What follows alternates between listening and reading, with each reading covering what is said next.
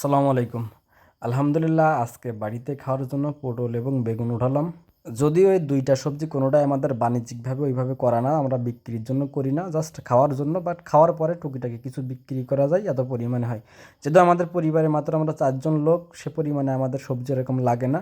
যার জন্য আমি বেছে বেছে উঠাচ্ছিলাম কিছু বড় বড় পটল এবং কিছু বেগুন উঠাবো, যদিও সেটা লাস্টে। তো এখানে কিছু টেকনিক আপনাদের শেয়ার করব। আপনারা অনেকে প্রশ্ন করেন যেভাবে কীভাবে করলে কৃষিতে ভালো লাভ করা যাবে। দেখতে পাচ্ছেন আমার মাচায় কিন্তু হচ্ছে মূলত আপনার লাউ দেওয়া, অর্থাৎ লাউর মাঝে মাঝে আমাদের হচ্ছে পটলগুলো দেওয়া। কারণ পটল আমি পুরোটা কেন দেই না, এর কারণ হচ্ছে পটলের ওজন কিন্তু খুবই কম হয়, অর্থাৎ ১ কেজি উঠাইতে গেলে কিন্তু যথেষ্ট পরিমাণে পটল লাগে, যেটার জন্য যথেষ্ট কাঠখড়ি পোয়ানো লাগে। যদিও পটলে তেমন একটা রোগবালাই হয় না বা তেমন একটা কীটনাশক দেওয়া লাগে না, এরপরেও এটা আমাদের কাছে বাণিজ্যিকভাবে এরকম লাভবান মনে হয় না, কারণ এর ওজন কম। ওজন কমের পাশাপাশি শুধুমাত্র এই গরমের সিজনে, অর্থাৎ যখন সবজি প্রথম ওঠে তখনই একটু দামের থাকে, এরপরে পরবর্তীতে অনেক কমেও যায়। তো কম হিসাবে আবার ওজনও কম, ওভারঅল মিলিয়ে এটা আমার কাছে খুব একটা সুবিধা মনে হয় না, এজন্য আমি বাণিজ্যিকভাবে করি না।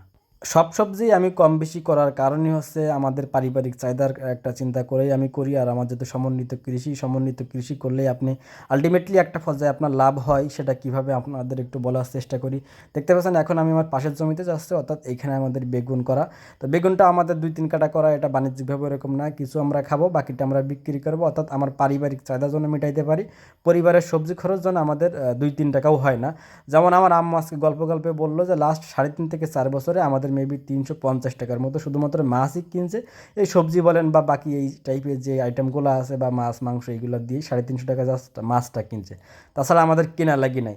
যার কারণে আমরা সব সবজি কম বেশি করি, কিছু বিক্রি করি, দাম থাক আর না থাক আমাদের পারিবারিকভাবে করার চেষ্টা করি।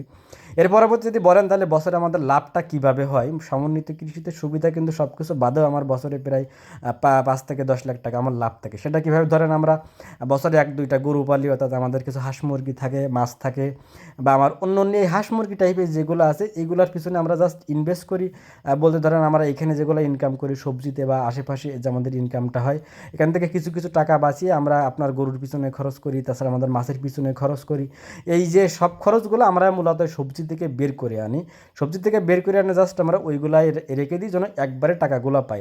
তো বছর শেষে দেখা যায় যখন আমাদের জমি কেনার প্রয়োজন পড়ে বা অন্য অন্য কোনো জায়গায় যদি টাকা লাগানোর প্রয়োজন পড়ে, তখন দেখা যায় আমরা গরু বিক্রি করি বা না হলে মাছ বিক্রি করি, না হলে ধান বিক্রি করি, যেগুলো নষ্ট হয় না। এই টাইপের কাজগুলো আমরা করি। ওভারঅল মিলিয়ে বছরের লাভটা আমরা ঠিকই পেয়ে যাই।